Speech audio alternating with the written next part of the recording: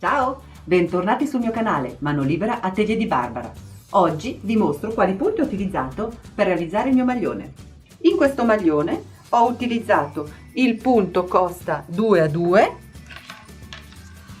per i primi 4 cm. Ho continuato con la maglia rasata, una larghezza di 55 per 46 cm di altezza.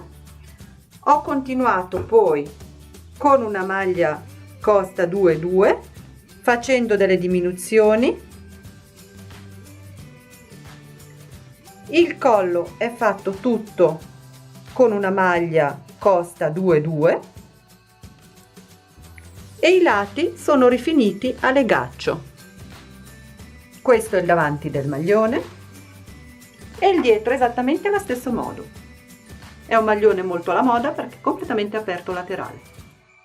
Vi ho mostrato quali punti ho utilizzato per realizzare il maglione. Potete vedere la spiegazione dettagliata di tutti i punti nella playlist dei lavori a maglia.